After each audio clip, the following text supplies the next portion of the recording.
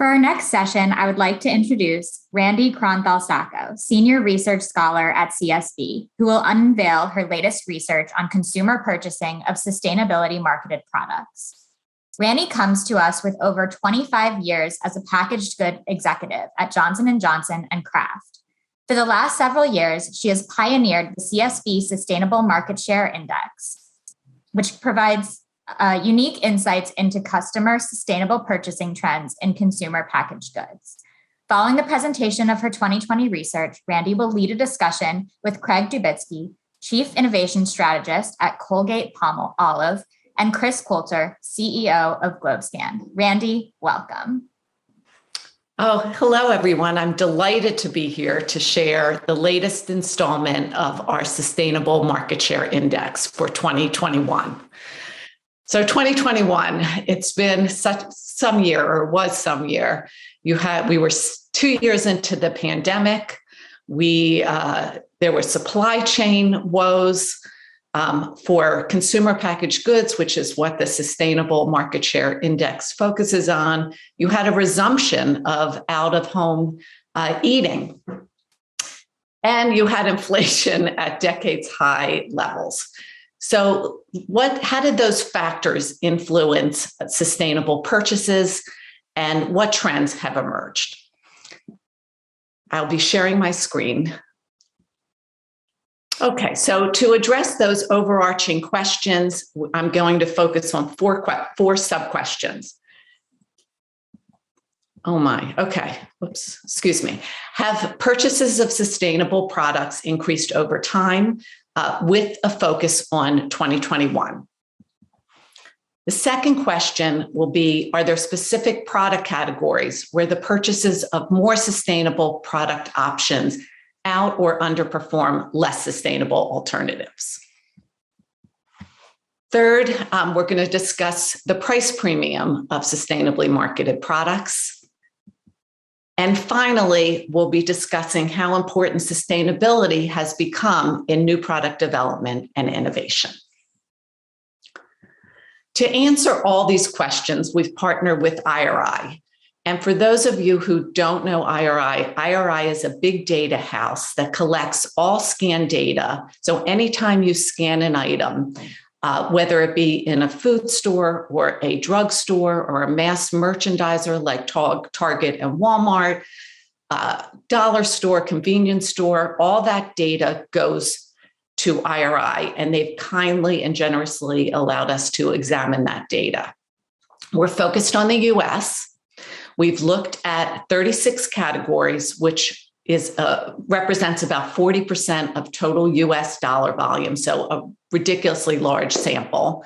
And we examined it from January 2015 through last month. We painstakingly looked at hundreds of thousands of products and coded them as either marketed as sustainable or marketed as conventional. So marketed as sustainable means that there is a claim on the package that signals to consumers that this is a more sustainable alternative. You see in the fourth bullet point some of the claims that we would categorize as sustainable. USDA organic, no phthalates if you're in skincare, plant-based if you're in a meat category, FSC certified, which is a good forestry management for paper products, EPA safer choice, and a myriad of others.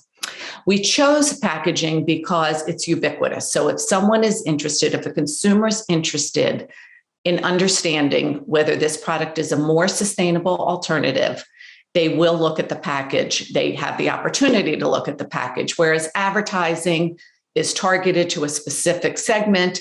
Websites, we all know consumers don't visit regularly. So we chose packaging and we analyzed the data. So let's go to our first question. Have purchases of sustainable products increased over time? By way of background, in 2015, when we first started to look at this, 13.7% of consumer packaged goods products were marketed as sustainable. And it grew into 2019 to 16.1%. Last year, we were questioning how sustainable products would fare in the pandemic, and that we were very happy to report that they not only survived the pandemic, but in fact thrived. And as we move into 2021, we were questioning whether, because people had a lot of product in their pantries called pantry loading, whether sustainable products would have fared, would have stagnated, declined, or ideally grow. And what we found is that it did in fact grow to 17% share. Interestingly, this share would have been higher had we not had a mix issue. And mix means that because we have these 36 categories, some categories have larger dollar volumes than others, some have larger sustainable shares than others. And so to the extent that that changes over time, these shares are impacted by mix. Toilet tissue happens to be one of the categories we look at, and toilet tissue does have high share. Many of the large brands, albeit not all, have good forestry management certifications on their package. All of us bought a lot of toilet tissue last year and have no need to go back and buy more in 2021 or the year prior in 2021. And so toilet tissue, while maintaining and in fact growing share of sustainable products, its weight as a category declined. And had we excluded this toilet tissue from the mix and kept the weighting the same, we would have actually seen half a share point grow from 16.8 to 17.3. Another finding that we focus on is how what the growth performance of these categories are. So sustainably marketed products in 2021 versus 2015 grew 2.7 times faster than their conventional counterparts and 2.1 times faster than the category as a whole. And I hope that's, I hope that says 2.1 because, bear with me one second, please.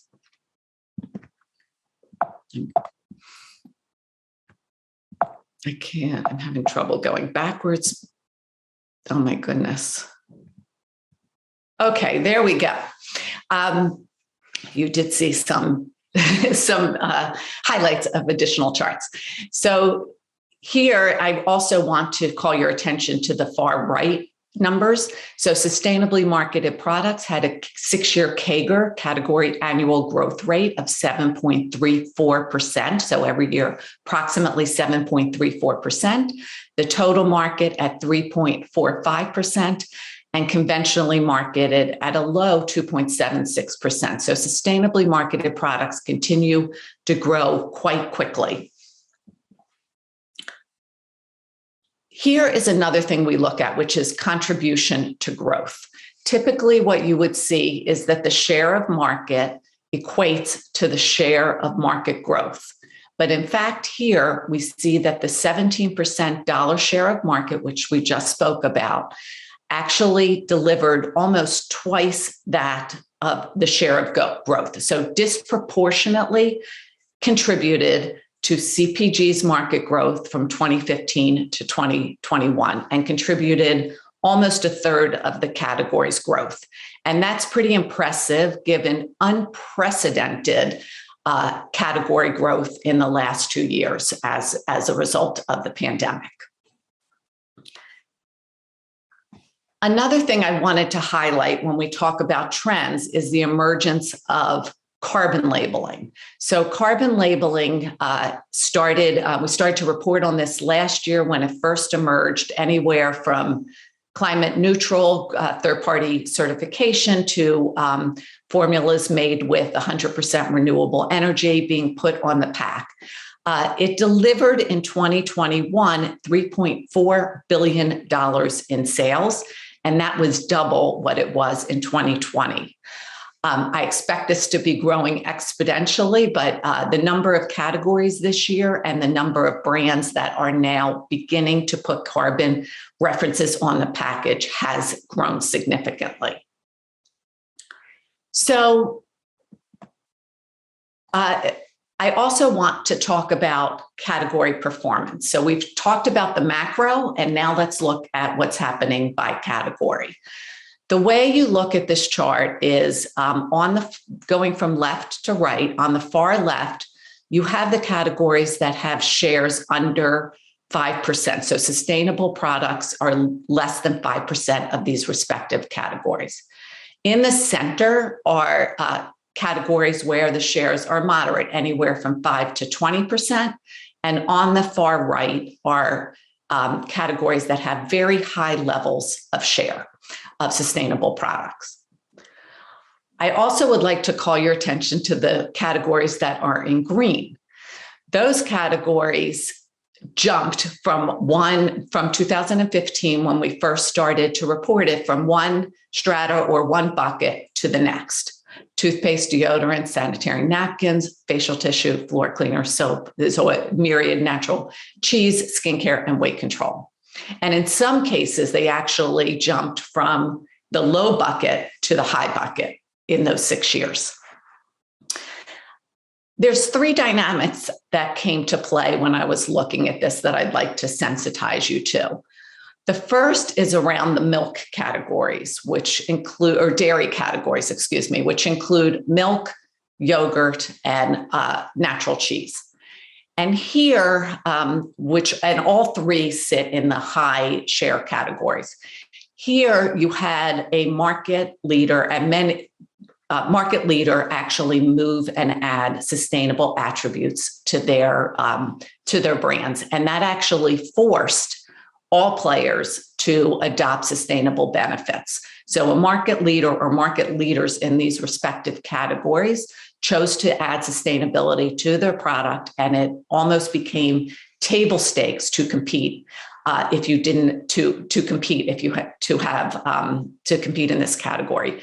And you had Dean Dairy just a few years ago going Chapter 11 because they didn't recognize that the move to interest in sustainable products.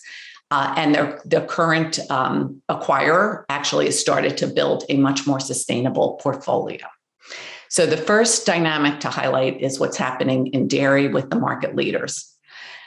The second dynamic that I wanted to sensitize you to is what's happening in topical products. So that's skincare, which includes lotions and washes, it's soap, it's to some extent deodorant. Here you had kind of 4 underlying dynamics that drove strong performance. One, in the US, you had threats of regulatory reform. Senator Feinstein started talking about cosmetic reform and the need to ensure that benign ingredients were in the formulations and nothing harmful or toxic.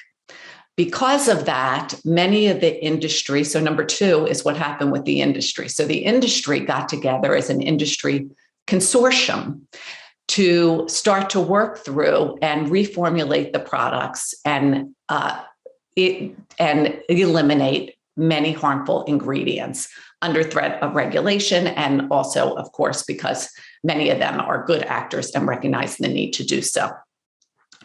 The third dynamic in those categories that have surfaced is you have retailers like Sephora talking about clean beauty, and those eliminate many of these harmful ingredients, whether it's phthalates that are endocrine disruptors, 1,4-dioxane, which is a carcinogen that comes out in the production of some of these products, or phosphates and sulfates, which are not good for the environment. So in that case, the retailers are driving cleaner beauty and highlighting Sephora, Target, many other retailers are highlighting clean beauty.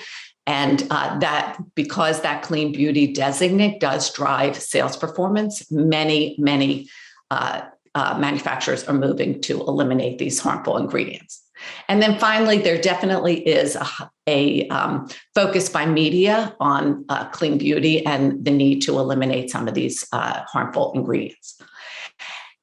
The third dynamic is really around transformation. And that happened with toothpaste. And I'm delighted to speak to Craig in a few minutes, who was one of the individuals who introduced a product that upended kind of a sleepy category, similarly to deodorants and also to diapers, which right now is sitting in the low category, but I expect that to jump, as well as sanitary napkins. So you had three dynamics shifting the performance here from low to medium, medium to high. I would be remiss not to mention that virtually every category has moved, and you can see the arrows. Some of the arrows are smaller, but many of these categories, if not all, have moved to the right. So they're all making progress in terms of sustainable share as a percent of their respective categories, with some far greater than others. Okay, so now we've seen the macro level of performance. We've talked about categories, and we're going to shift to the third question, which is around price premium. So everybody understands or knows that sustainably marketed products tend to be priced higher than their conventional counterparts. We reported last year, or 2 years, I guess in 2019, several years ago, pandemic has changed my perspective on time. In 2018, we recognized that, or reported that sustainably marketed products were at on average, a 39% premium to their conventional counterparts. And rather than decline or the gap shrinking over time as perhaps supply chain efficiencies were taking place, the gap expanded from 2014, when we reported a 34% premium, to 2018, when we reported a 39% premium. And often that was because conventional products, large legacy products, were unable to take price or increase price during these non-inflationary times. The retailers wouldn't accept a price increase of these products. And so the way the manufacturers increase the margin to ensure that they're delivering the share results our shareholders expect is that new products, often with sustainability benefits, would be priced at a higher level which would in fact increase the manufacturer or brand's margins. So rather than decline over time, you saw an increase as new products were coming into the market at higher price points as a way to increase the margins. So what's happening in 2021? While sustainably marketed products still enjoy a very nice price premium of 29%, we also saw a decline from 2018 of 10 percentage points. This is not driven by sustainably marketed products rolling back their prices. It largely was driven by four categories that you see here: soup, cheese, milk, and coffee. The first three, soup, cheese, and milk, were a result of historically conventional products, large legacy conventional products, adopting sustainable benefits without a commensurate price increase. So those products moved into the sustainable aggregate, but with the lower price point. And so the differential between sustainably marketed products and conventionally marketed products declined. Coffee was more of an anomaly. I'd probably only seen this once or twice since we started studying this. Here you had a very high-priced coffee, successful high-priced coffee that was purchased by a large manufacturer, and they no longer tout their sustainability benefits.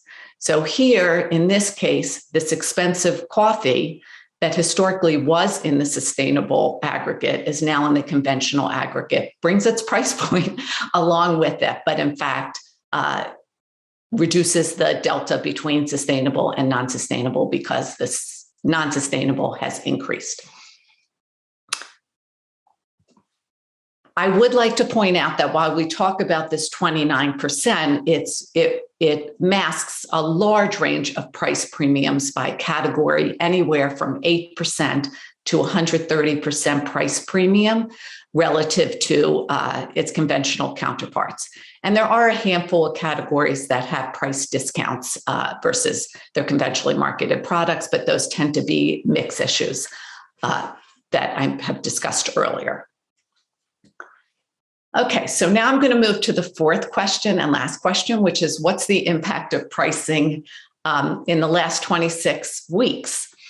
So Wall Street Journal recently had an article saying inflation is going to be a boon for consumer packaged goods industry because they now are able to take the price increases on their legacy products that they've been unable to do historically. So let's see some headlines that have been in the news recently. Coke and Pepsi earnings show big sales gains. So record high earnings for Coke and Pepsi as they reflect big price increases. Procter's earnings top estimates as price hikes offset rising costs. General Mills, food is still glorious. So you are seeing a lot of price increases being introduced on what historically has been conventionally marketed products. So what does that mean for sustainable products? So let's look at this chart. This is in green, it's a sustainably marketed products, and in dark gray, maybe I should have red, the conventionally marketed products. And in 2019, you saw year-to-year price increases of the aggregate of sustainably marketed products grow 3.73% versus prior year, and conventionally marketed 3.26%. So had I reported 2019, included that on the earlier chart, you would have seen a further expansion of the delta between sustainably marketed price points and conventionally marketed. But in 2021, you see a shift. Supply chain woes were beginning. There was an opportunity to justify price increases at retail for conventionally marketed products, and you see the sustainably marketed products increased 2.63%, but conventionally marketed products versus the prior year at 3.84%. And then in 2021, with inflation being part of it, you see 3.17% for sustainably marketed, far outpaced by conventionally marketed at 5.41%. And then in the last 26 weeks, last 6 months, you see conventionally marketed products close to 9% versus 2020 and 5% for sustainably marketed products. And so what that has done as we look at the gap, but in its aggregate, is that the gap between sustainably marketed products, the price premium has declined to 27%, still a lovely price margin relative to conventionally marketed, but it has declined.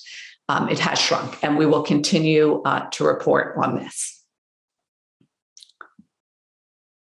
Okay, I'm sorry. This is the last question, which is how important has sustainability become in new product development? So, climate is becoming increasingly more important to consumers. They're asking a lot of the companies, and so while companies may not reformulate their existing legacy products, or even if they do, they may not communicate that to consumers. Has sustainability become increasingly important, at least as they develop new products? New products, for purposes of this analysis, are considered either new brands or line extensions of a new brand. For example, Tide Pure Clean, which is a plant-based Tide product, and is a line extension of base Tide. So we also define a new product. It has to minimally deliver $100,000 in sales or higher. Many are higher, but we wanted to have a floor of $100,000 in sales in a given year, often the first year, to ensure that it was not an unsuccessful launch. And I'm delighted to report that sustainable attributes have not only been incorporated, but communicated to consumers every year since 2017. And I'm really excited to report that in 2021, almost 1 out of every 2 products launched, and with those criteria that I mentioned, had sustainable benefits incorporated and communicated to consumers.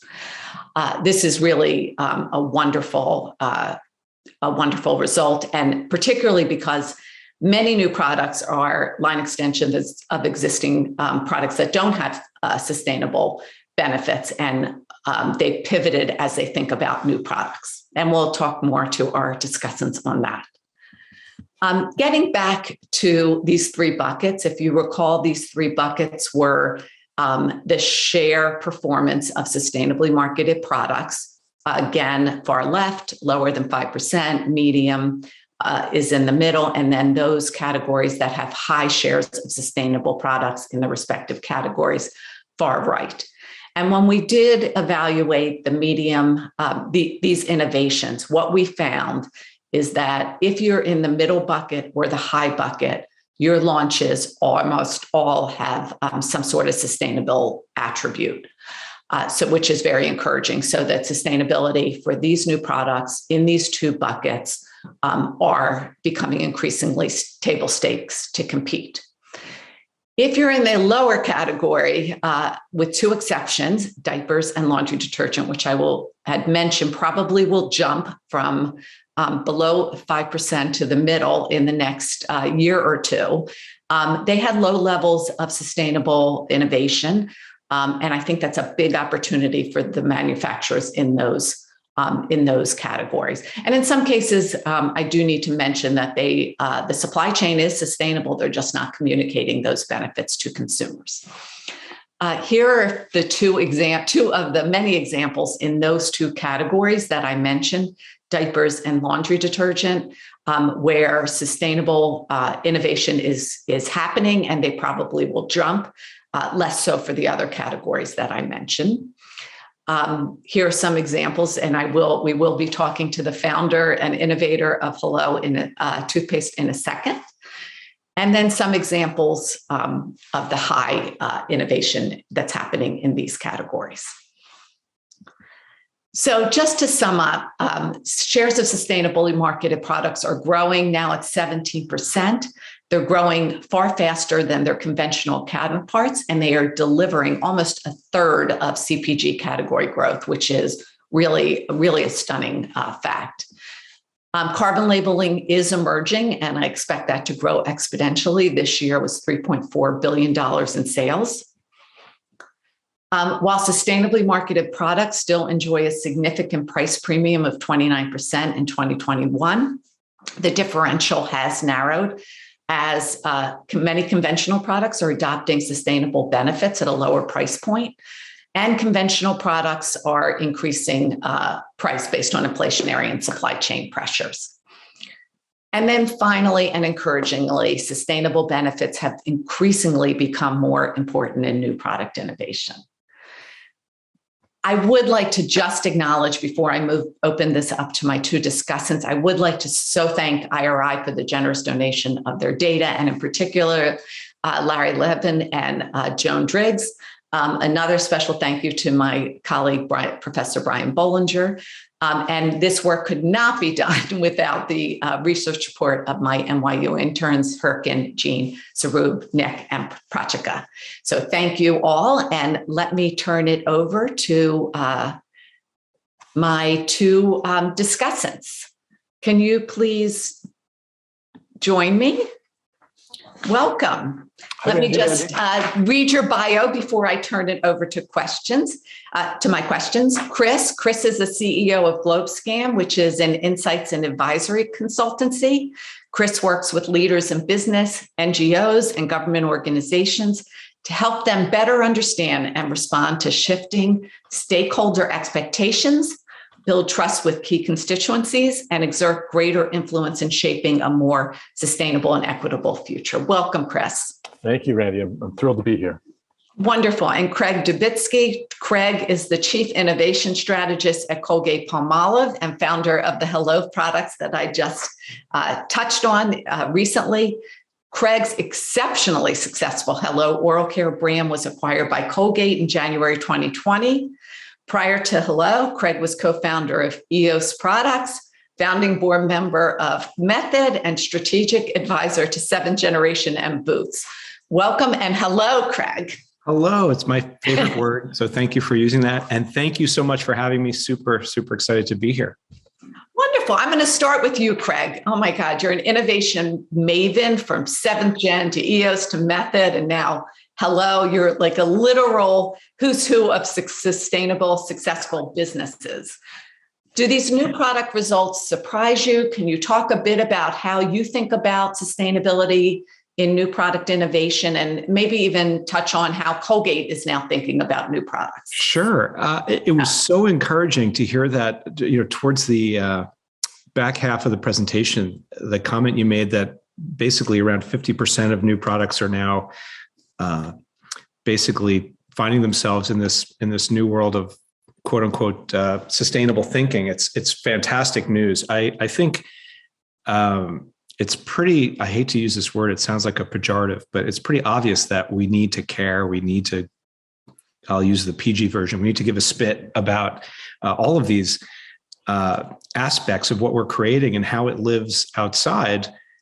And frankly, the fact that we're seeing a 50% jump, sorry, not 50% jump, but the 50% of these new products are now sustainably minded is fantastic. I think it's going to become table stakes. I think it's on its way.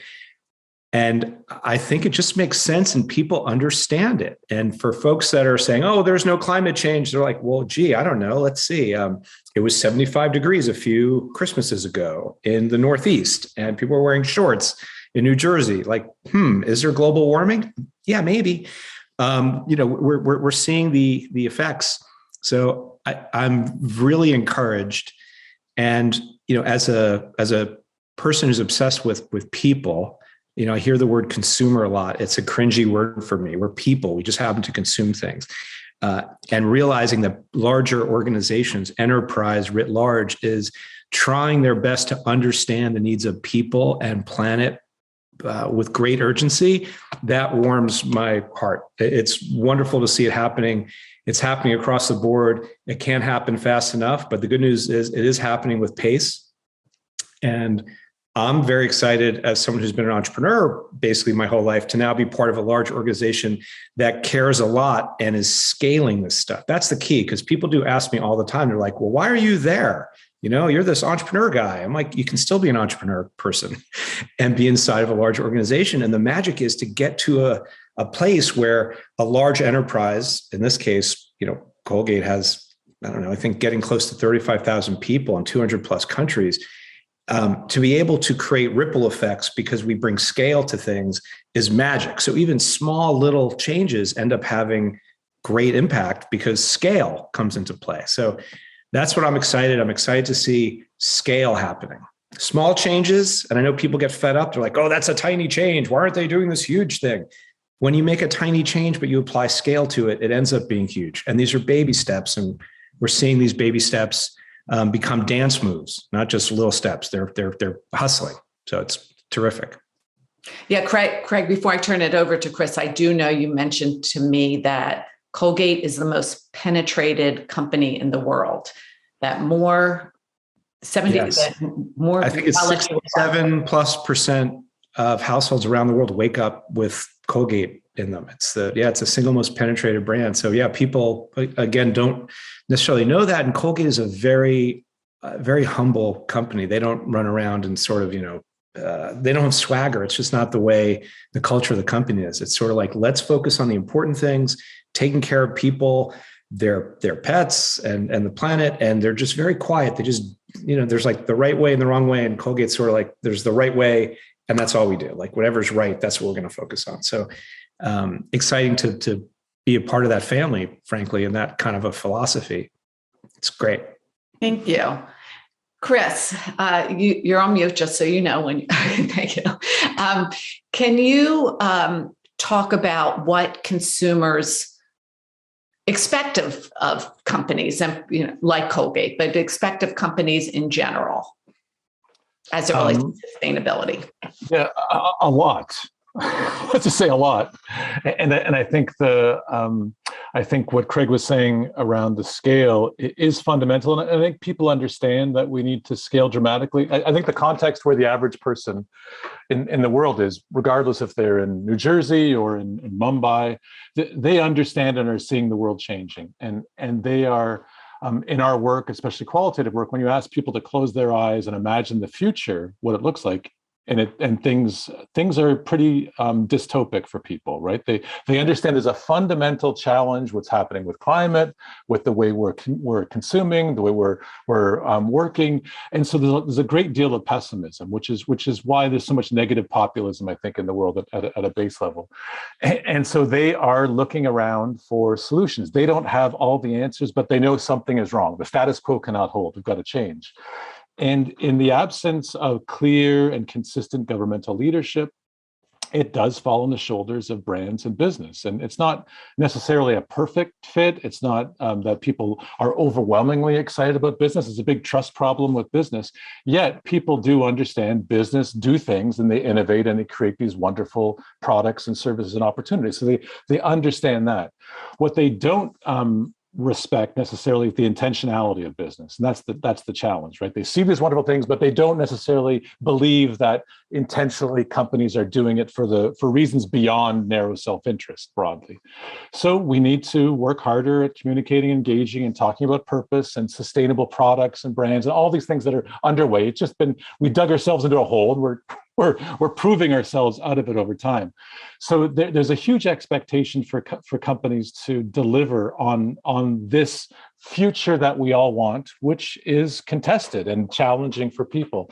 And we do see that increasingly, especially younger generations, that their sense of a sustainable lifestyle, the lifestyle that we want, that's kind of cool and engaging and proper in many ways, is increasingly viewed around how they engage in the marketplace. So old school ideas, which are really fundamental, like biking instead of driving, or carrying a cloth bag to the store rather than a plastic bag, and dealing with food waste. Those are fundamental sustainable footprint issues. Those are less associated with a sustainable lifestyle than choosing brands that deliver on sustainability needs and wants in many ways. So there's the role of brands is right in the middle of it. As Craig said, a company like Colgate has this massive opportunity and obligation to help change what's happening, because they're everywhere.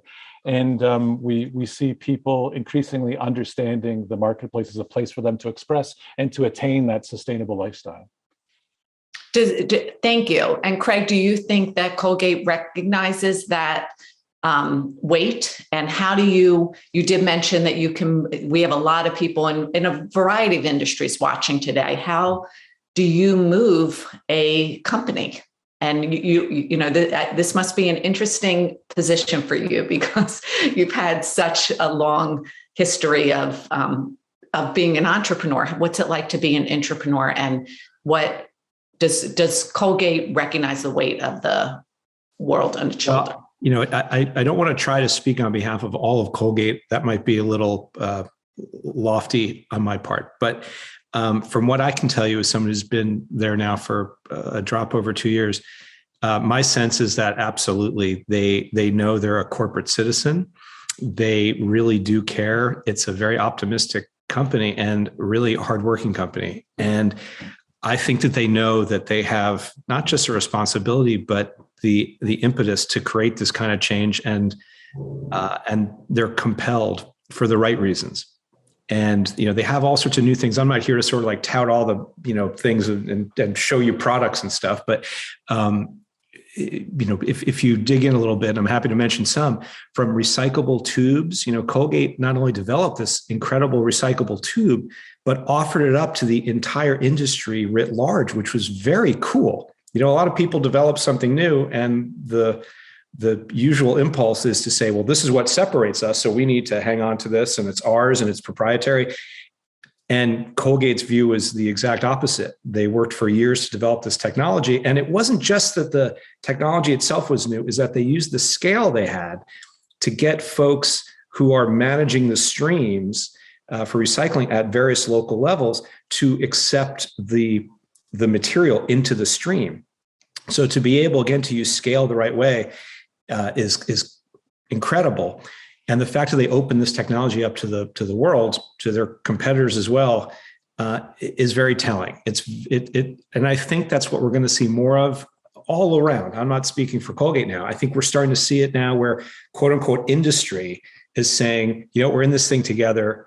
We're the beverage industry, and we have a lot of plastics and a lot of single use. And what if we can, combine our efforts? I think you're going to see more of that in a lot of different industries. I think there's going to be more sharing as opposed to less. That's my gut. And to answer the other part of the question, what it's like to be an entrepreneur. I remember when Hello became part of the Colgate world, and I was in the cafeteria with Noel Wallace, who's the chairman CEO of Colgate, and we were having lunch in the cafeteria, and he made a comment to me that he was at an event and he was surprised that someone at this event knew me and I knew them. And he said, I didn't think it would be a place, where you would have had some relationships and because I just assumed you're this entrepreneurial person. And I looked around the room, and he didn't mean it as a dig. He just thought it was interesting. And I said, well, in my prior life, I was in a lot of different industries, and I'm old. So, I got to know a lot of people because I'm old. And I said, but when you think about it, and I looked around the cafeteria, I said, you have almost 35,000 entrepreneurs here. If you think of them not as employees, I don't like labeling. I don't like words like employees. I like to say people work with each other, not for each other. And I said, if you think about it, you have 35 or close to 35,000 people that all have ideas. And I think if you have an idea and you can make it real, then you're an entrepreneur. If you can make it real and make it profitable, then you're probably a good entrepreneur.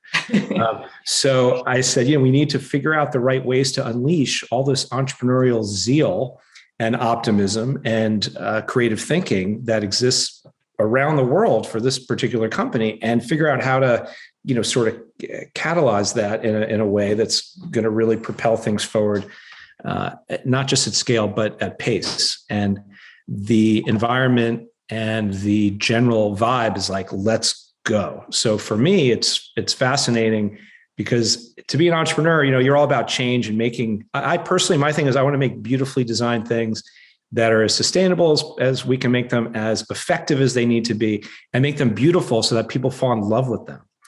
And to be able to do that in a large enterprise that, again, is bringing scale and a very deep commitment to thoughtfulness around efficacy and around sustainability is, honestly, it's like a dream come true. So it's super cool. And by the way, they don't pay me to say that. This is me telling you from the gut. Like, it's awesome. It's awesome. Wonderful. That's really inspiring.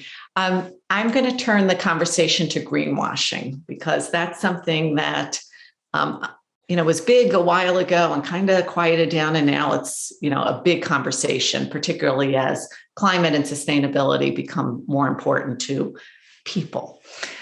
For you, Craig.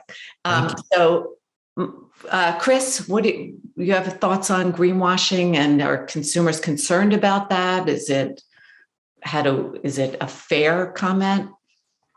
It's definitely a concern, and I think, again, the low trust in business broadly makes it a concern, and we need to be sensitized to the fact that we need to rebuild back trust with people who consume our products. We won't use the word consumer. I think this is a key piece. So there's an innate skepticism that's been built up over the years. I think of, again, people business performing poorly on some of these issues and not addressing them, and then after that, communicating ineffectively broadly on some of these things. So greenwashing is an issue, and people are very attuned to it. So we need to be aware. We know whatever situation where we're in a low trust perspective, you do need to build trust through transparency, right? Like that's with human relationships too. If someone doesn't trust you, you've got to open up the kimono and talk about vulnerability in particular. So I think the transparency revolution that's transpiring around this is going to mitigate some of that greenwashing issues. There is also another term called green hushing, which I think has also been damaging, where companies, and you referenced in your presentation, Randi, where some companies are doing good work in their supply chain, but they're not putting it on their label or engaging consumers around it. So I think we know from all of our work and in all of our consumer research, people want to know. They want to know for two reasons. One, they want to know to try and understand what this company is fundamentally about and what's their purpose and what's their intention. And are they addressing some of those concerns they have at a macro level? And secondly, they want to know because it's interesting, because it's increasingly interesting, and talking about a product that they have to their friend or at a cocktail party, like, this is really cool. It's beautiful, as you're saying, Craig, it's exciting, but it's also something, there's a wonkiness and a thirst for that wonkiness that's important. So we can't green hush and we can't greenwash. So we've got to find the balance right in a very Goldilocks format. Yeah, Craig, any thoughts? Yeah, just I love everything you said. I think transparent is the new black, basically. It's sexy. We as humans, we all write our narratives through our stuff. And we as stewards of the creation of stuff need to make better stuff, right? Better defined a lot of different ways. Better is more sustainable. Better is more thoughtfully crafted. Better is more efficacious. Better could be more beautiful. Better could be more affordable, more available. So I agree. And the idea that people are hushed about it, that's kind of a shame. I think some of that comes from the well, we're damned if we do, damned if we don't. So we might as well just lay low. I'm hopeful. I'm innately an optimist. So I'm hoping that we can get over that negativity. I'm with you. There's a very pervasive sense of negativity. The notion of trust has changed quite a bit. Like I said, I'm old. I remember when people were scared to put their credit card information online. Right now, you'll get into a car with a complete stranger, or you put your child into a car with a complete stranger who knows where you were, where you're vacating, and where you might be going, and knows, a lot of things about you. So trust has completely changed. And I do think the way you earn the trust back is by not talking, but by doing, and not by pointing fingers, but by living with ideals and purpose. And I think that people, and maybe I shouldn't say this word, but people have a bullshit meter, and they can tell if it's legit or it's not. And I think that we're living in a magical time. We have techniques now and technology that allow us to communicate in different kinds of ways with people. And I see that this technology and this willingness to be transparent is real. And I do see it moving the needle of trust into a more positive territory, because frankly, there's nowhere to hide. And if you're doing the right things, you don't need to hide, right? I mean, with Hello as an example, there's a Skype button on the website. People, and it comes right to me, and people ping from all over the world all the time. We have several products. We have fluoride-free products, and literally next to every ingredient, it tells you what it does. Like, no one was doing that. There might be a list of ingredients because, well, the law says, you have to list the ingredients, but what are those things there for? So as a company, you could have purpose, but what about the individual ingredients? What's the purpose there? So again, I think the more we can lean into this way of behaving, being very open, it's going to make everything better. Just how could it not? It's such a fundamental thing. If you're in a relationship with someone, and we have relationships with brands and products, do you want that person to be closed, or do you want them to be open? It's like, this is very obvious stuff. And I think we need to embrace the obvious here. And again, move with great purpose and pace. Thank you. I'm going to turn it over to the concept of global, because while the work that we've done is important, it's focused in the US. And so I'm curious, Chris, I'll start with you. How representative are these results? Are there things coming down the pike that we are unaware of or not ready for? Where are we in general relative to, where's US relative to global, and what should we expect? Yes, it's a great question and an important one, because we are in a global world naturally, and brands need to focus globally rather than domestically, wherever they are headquartered. So we do lots of consumer research at GlobeScan. We have a flagship research platform called Healthy and Sustainable Living, which you've contributed to importantly, Randi, and the Stern School has. And I think in that, and it's a 31 country study, so it is properly spread across all continents in the world. And there are, I think, some lingering myths that we have in the North, where that this is either a European or North American conversation, and it's not germane to people everywhere. But it's not true. There's a huge thirst and demand for sustainable living, sustainable consumption patterns everywhere. And in fact, people are feeling impacts of climate change and COVID and economic challenges and water issues and air quality much more sharply in emerging markets than they are in North America or Europe. So that openness, that problem with the solution of a brand there provides even a larger opportunity than we're experiencing, I think, in the US in many ways. So that's important, that this is a global opportunity and a global challenge and a global obligation, I think, again.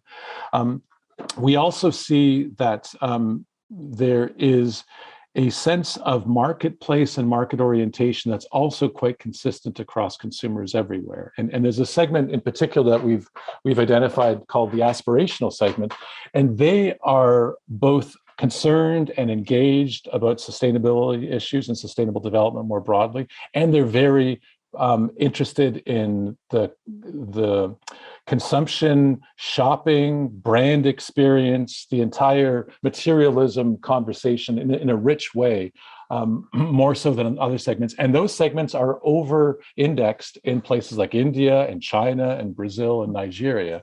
So this merging together of marketing and sustainability in a perfect circle of an aspirational consumer segment is huge opportunities in those markets. So we, I think, need, and there's very much more reduced choices and options in those countries than there are in the US or the UK or France, for example. So again, the opportunity is multiplied when we look at all those different elements together. Thank you, Craig. This is fascinating. Yeah, I mean, obviously we have to act local, think global all the time. The notion that a more sustainable product is an aspirational product, I think, is something we have to work hard to get away from.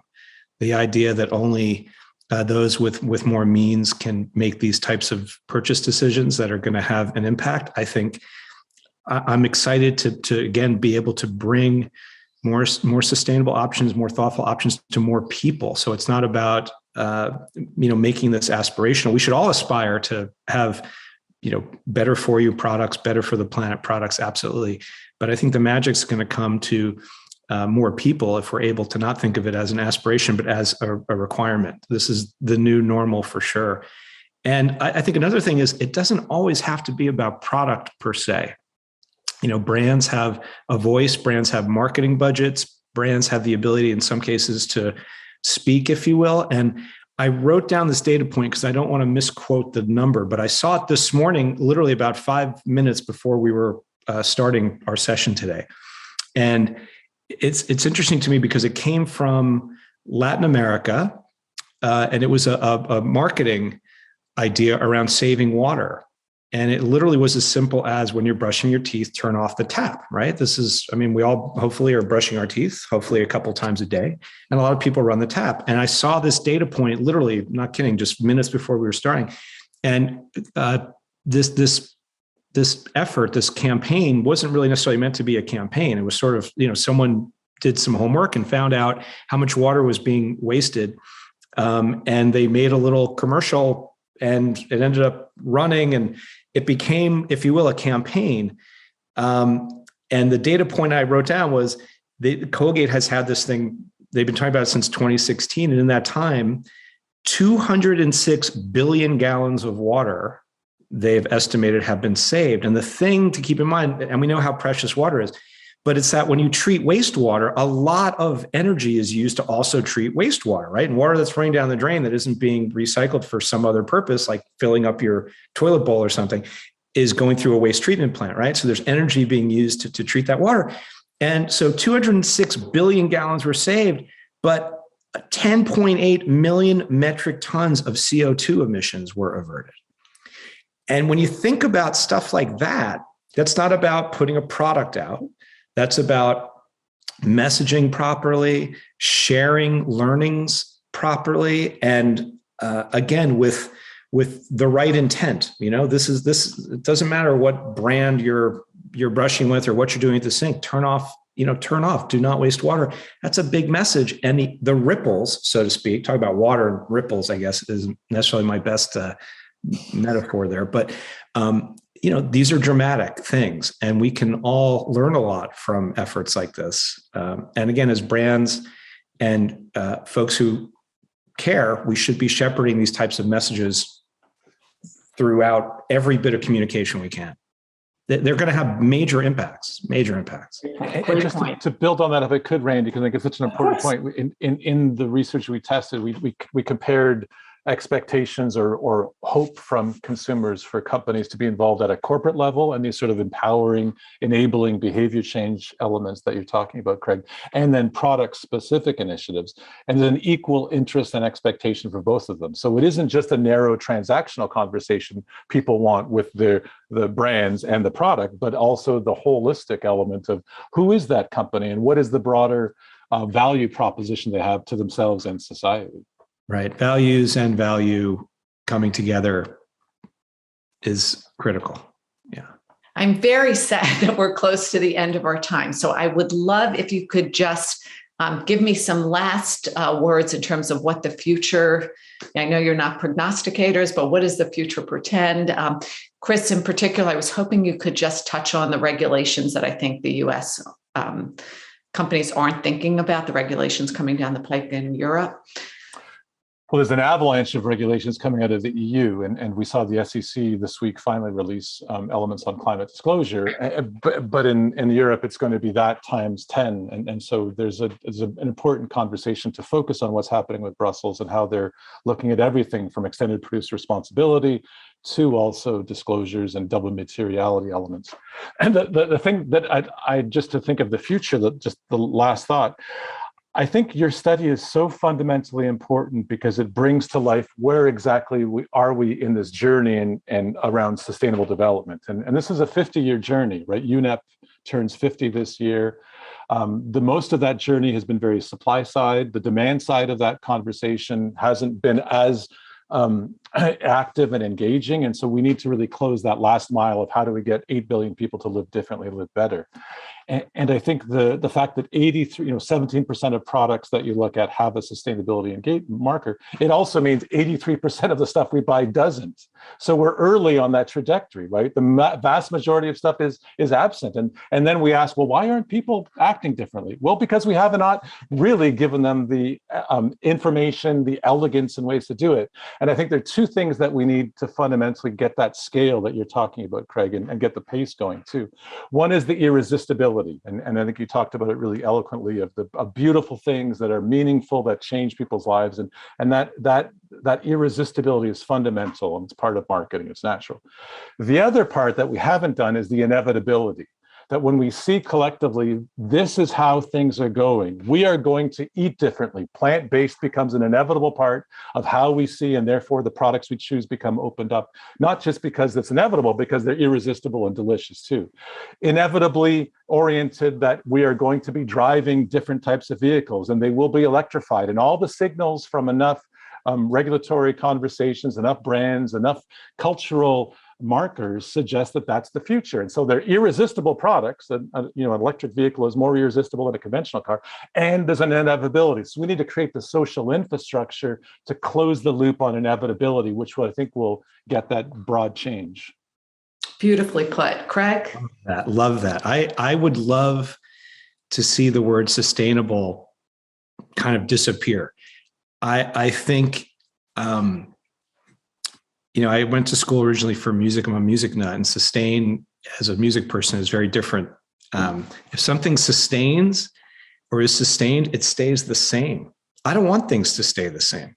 I want things to be much better and much better for more people. So I kind of don't like that word sustainable so much. I don't want things to be sustained. I want them to be improved. And I'd love to Chris's point, using that great word, irresistible. How do we make things that aren't just sustainable, but that are eternal because they're so beautiful, we want to keep them. Not that we can, but we want to, because they're inherently beautiful, they're inherently thoughtful, they're purposeful, and they're built to go the distance and make our lives better every day. And they're beautiful so that when we see them, we want to touch them and engage and interact with them. So how do we go from this world of the sustainable to the world of again, eternal, making things that are operating at a heightened level?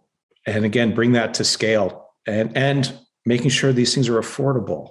That's the other key. So I think what's going to happen is I think the future is getting small. I think there are big ideas and that we're getting small. The world's getting small. We're more connected. We're realizing we're more alike than we are different from one another. And I think that's true for corporations as well. And I think we're going to get smaller and tighter in a good way. And with that lack of distance, by small, I also mean small distance, we're going to be able to move at, the speed of thought and really, deliver meaningful change. Even if, again, they're small bits, but they're going to have big impact. So yeah, eternal, small. Wonderful. Such a pleasure. Thank you so much for joining us and being part of this conversation. Really inspirational. I am now going to turn it over to Allison Berg, who will continue with the regularly scheduled program. Thank you. Thanks, Randy. Bye. Thanks. Thank you, Randy, for what is always one of the most anticipated programs each year. And thank you, Chris and Craig, for joining us. We'll now take a 10-minute break before moving into our last program of the Practice Forum, a fireside chat with Financial Times U.S. Investment and Industry Editor Brooke Masters and Luka Mucic, member of the Executive Board and Chief Financial Officer of SAP SE. They will be discussing the financial value created through tracking and managing sustainability efforts, both from the SAP perspective as well as their clients. Please exit the current live stream by clicking the home button on the top of your screen and rejoin the final session from the attendee homepage beginning at 12:10 Eastern. The new live stream should appear on your homepage starting 5 minutes prior to the session time. We hope to see you soon.